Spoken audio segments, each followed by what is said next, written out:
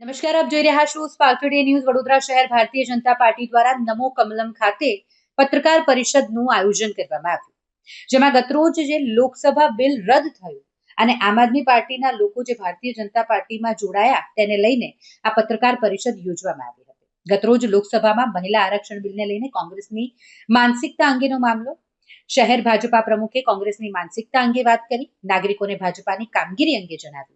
ભાજપાની વિચારધારા સાથે જોડાવા માટે આમ આદમી પાર્ટીના કાર્યકરો પણ કાર્યાલય ખાતે પહોંચ્યા હતા અને ભાજપનો ખેસ ધારણ કરી તેઓએ ભારતીય જનતા પાર્ટીમાં પ્રવેશ કર્યો.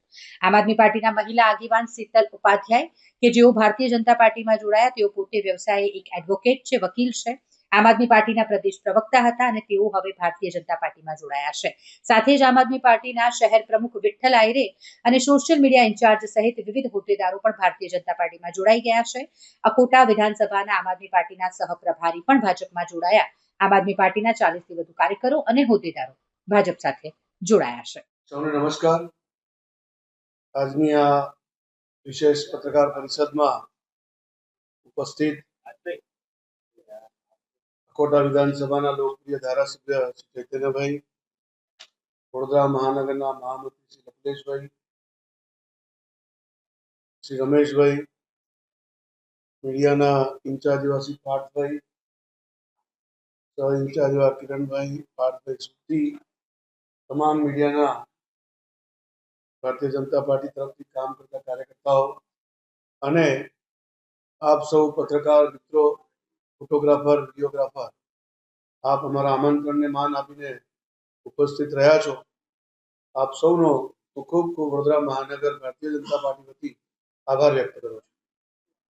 આપ સૌને ધ્યાનમાં જ હશે, અત્યારે વર્તમાનમાં રાષ્ટ્રપતિ એ મહિલા છે, એ જ રીતે વિત્ત મંત્રી પણ મહિલા છે. જ્યારે મહિલા આરક્ષણની વાત કરવામાં આવી ત્યારે જે પ્રમાણે આ મહિલા આરક્ષણ માટે પાર્લામેન્ટમાં જે પ્રમાણે કોંગ્રેસે વિરોધ કર્યો, ખરેખર તો ભારતની નાગરિકોની સંખ્યાની સામે જોઈએ તો 50% મહિલાઓ છે. જ્યારે મહિલા શક્તિને આપણે સશક્ત બનાવવાની વાત કરી રહ્યા છે, ત્યારે નારી સશક્તિકરણની વાત કરી રહ્યા છે, ત્યારે આગામી દિવસોમાં નારી શક્તિ આગળ આવે, લોકસભા અને વિધાનસભામાં પણ એમનું નેતૃત્વ કરે અને દેશની મહિલાઓના વિષયો ઉપર વાતચીત કરે એ પ્રકારનું આયોજન દેશના યશસ્વી પ્રધાનમંત્રી માન્ય નરેન્દ્રભાઈએ કર્યું. 33% મહિલાઓના આરક્ષણની વાત રજૂ કરી હતી, પરંતુ બે મોઢાવાળી કોંગ્રેસ એક બાજુ તો મહિલાઓ માટેની વાત કરે છે અને જ્યારે મહિલાઓને સશક્તિકરણ કરવાનો વિષય આવે છે ત્યારે એનો વિરોધ કરે છે. એટલે કે મહિલા વિરોધી કોંગ્રેસ બસ માત્ર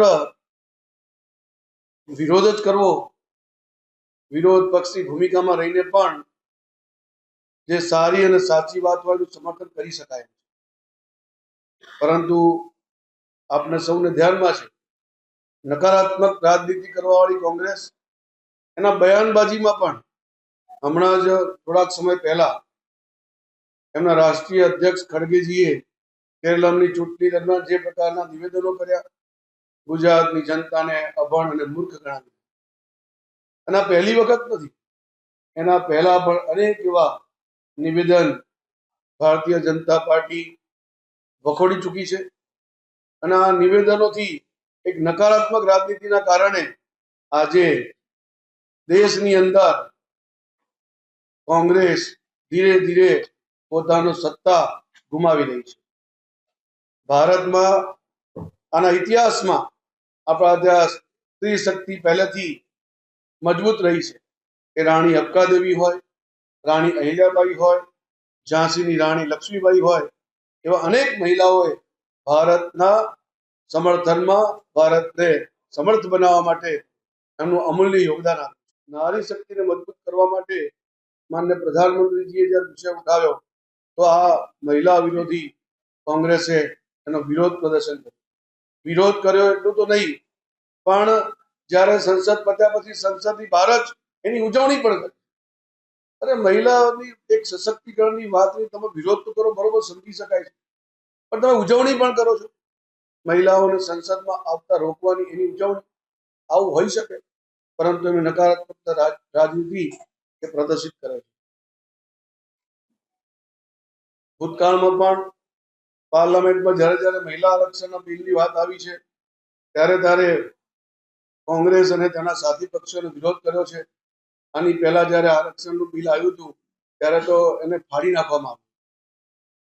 આજે મહિલા વિરોધી કોંગ્રેસની જે નકારાત્મક રાજનીતિ છે, આવનારી સ્થાનિક સ્વરાજ સંસ્થાની ચૂંટણીમાં જરૂર ગુજરાતની મહિલાઓ એનો જવાબ આપશે, અને જવાબ આપશે ત્યારે એમને ધ્યાન આવશે કે અમે કેવા પ્રકારની રાજનીતિ કરી રહ્યા છીએ. આપ સૌના માધ્યમથી હું નાગરિકોને અપીલ કરું છું કે જે પ્રકારની માનસિકતાથી કોંગ્રેસ ચાલી રહી છે, આ નકારાત્મકતા, એને આપણે સંપૂર્ણપણે નાબૂદ કરીએ, એ જ સૌને હું આપના માધ્યમથી અપીલ કરું. આજે ભારતીય જનતા પાર્ટી વડોદરા મહાનગરમાં, જેઓ પહેલા આમ આદમી પાર્ટીમાં કામ કરતા હતા, એવા સૌ હોદ્દેદારો અને કાર્યકર્તાઓ મોટી સંખ્યામાં જોડાયા છે. ભારતીય જનતા પાર્ટી વડોદરા મહાનગર વતી હું સૌનું હૃદયથી સ્વાગત કરું છું.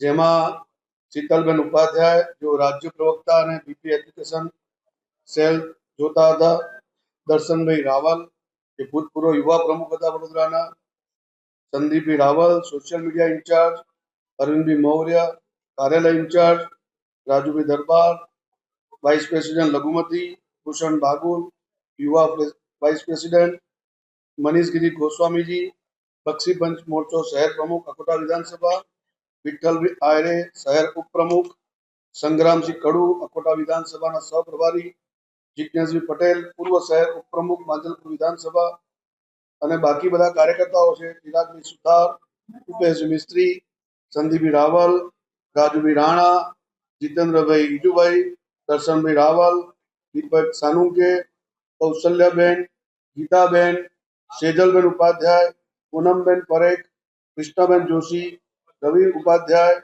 જયમીન પંડ્યા, દિનેશભાઈ ભેડા, સાગરભાઈ, વૈશાલીબેન, આશાબેન પંચાલ, વિશાખાબેન જોશી, દિપેશ પંડ્યા અને જયશ્રીબેન પંચાલ, કુલ મળીને 40 જેટલા કાર્યકર્તાઓ આજે ભારતીય જનતા પાર્ટીને જોઈન કરી છે. ભારતીય જનતા પાર્ટીની વિચારધારાને ઓળખીને, સમજીને આજે એ અમારા પરિવારમાં જોડાયા છે.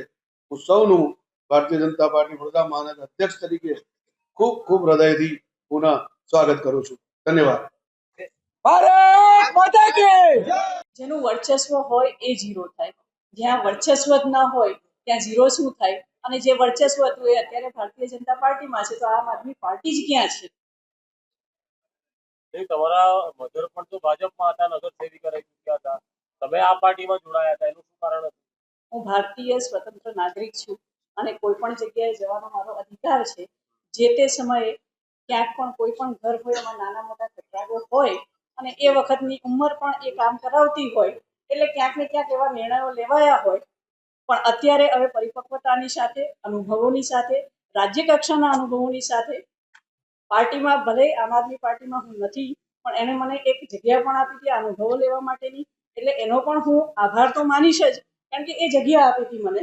ભલે એ હયાત છે નથી ને અમારાથી હતી એ અલગ વિષય છે, પણ એનો પણ હું આભાર માની અને એટલું જ કહીશ કે ઘર વાપસી એટલે કે દીકરીની પાછી આ ઘરે વાપસી થઈ છે.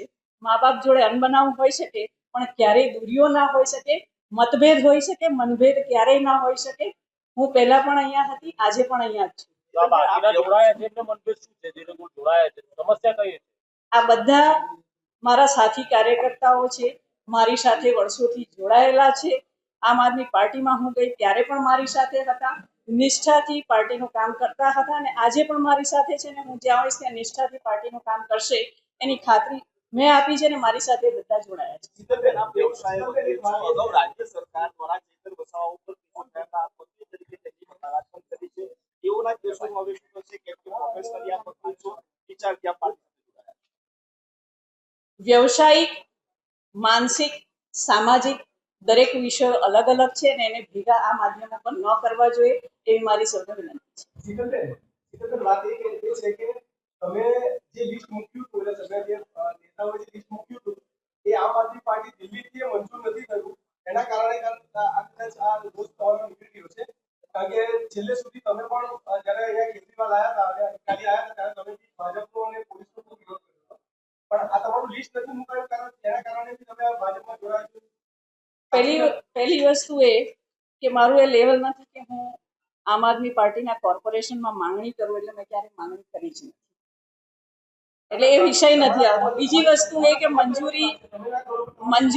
મંજૂરીની વાત હોય તો વસ્તુ એ છે કે ફરી એકવાર કીધું કે બધા જ મારી જોડે જોડાયેલા છે, એટલે હું જ્યાં જઈશ ત્યાં કાયમ માટે હશે.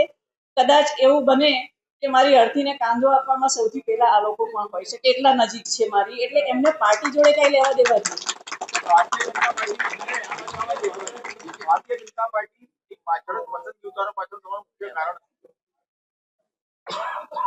ખૂબ સરસ પ્રશ્ન છે.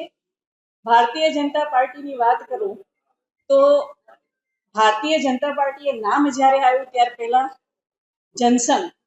જનસંઘથી જનતા દળથી ભારતીય જનતા પાર્ટી આ તમામ જે જર્ની છે એ જર્નીમાં મારા વડવાઓથી લઈ અને મારા આજની પેઢીના મારા માતા પિતાથી લઈને દરેક લોકો જોડાયેલા હતા અને છે. મારી વાત કરું તો કદાચ હું સ્કૂલમાં હતી ત્યારે સૌથી પહેલી મારું વતન ચાણોદ છે, એટલે ચાણોદ ગામમાં સ્વર્ગસ્થ નવીનભાઈની જ્યારે સભા હતી તો એ સભાનું સંચાલન એક બાળક તરીકે પણ મેં કરેલું હતું. એટલે મારા આ પાર્ટી જોડેની વિચારધારા, દેશ જોડેની વિચારધારા અને સનાતન જોડેની વિચારધારા કાયમી જોડાયેલી છે. અને આપ સૌ પણ જાણો છો, આમાંથી આપ સૌ ઘણા વડોદરાના જ મીડિયા મિત્રો છો, આપ મારા વિચારધારાથી ખૂબ જ નજીકથી પરિચિત છો કે સનાતનને મેં કોઈ પણ પાર્ટીમાં ગયો ત્યારે છોડ્યો નતો, અને આ તો મારું ઘર છે, મારે ઘરે આવવા માટે બહુ ચિંતા કરવાની ન હોય. કોંગ્રેસ જોડે મારી વિચારધારા ન પહેલા મળી હતી, નહીં આજે મળી, નહીં ભવિષ્યમાં મળે. 10 વર્ષ પહેલાની વાત કરતા હોય તો ચોક્કસ અપરિપક્વ હોય. આપ પણ 5 વર્ષ પછી અત્યારે પત્રકારિતામાં ખૂબ પરિપક્વ થઈ ગયા છે અને આપના પ્રશ્નો પણ ઘણા સારા છે. ના, આપ પત્રકારિતામાં પરિપક્વ થયા. ના, હું એ જ કહું છું આપને કે દરેક વસ્તુ એની ઉંમર પ્રમાણે થતી જ હોય છે. આપ પણ આપણી પત્રકારિતાના અનુભવમાં થયા, એવું હું પણ મારા અનુભવમાં સમાજ સેવા હોય, રાજકારણ હોય, દરેક જગ્યાએ અનુભવી થઈ છું. એ સાચું છે.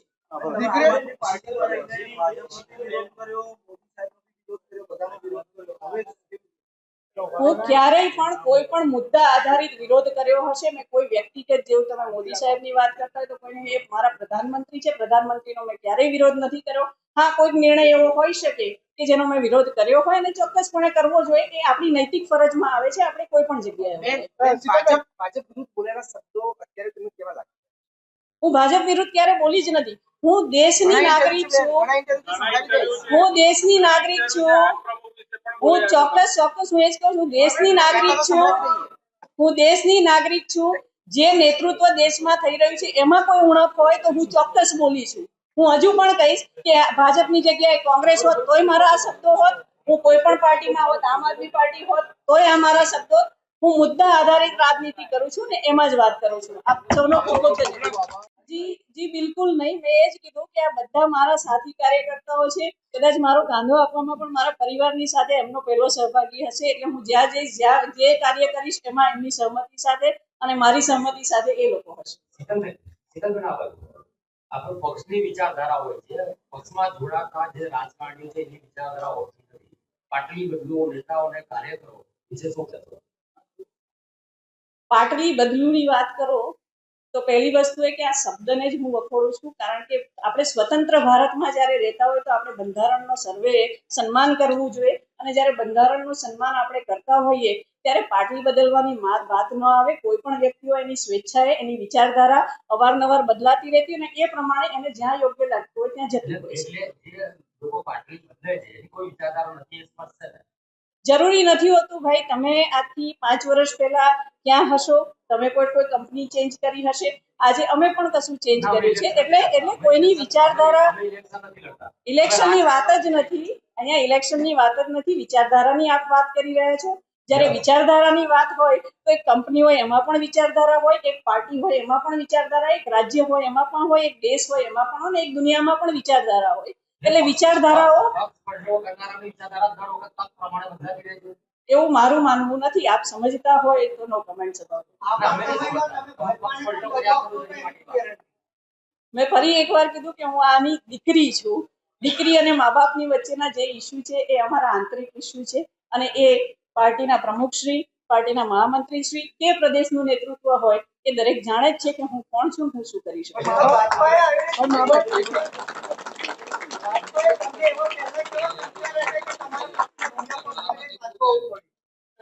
વાત રહી સંસ્કારની, તો ભાજપાએ મને હંમેશા સનાતની સંસ્કાર આપ્યા છે. એ હું આમ આદમી પાર્ટીમાં ગઈ ત્યારે પણ હયાત હતા, આજે પણ છે ને હું ફરી એકવાર કહું છું કે મારા આખરી શ્વાસ સુધી એ રહેશે.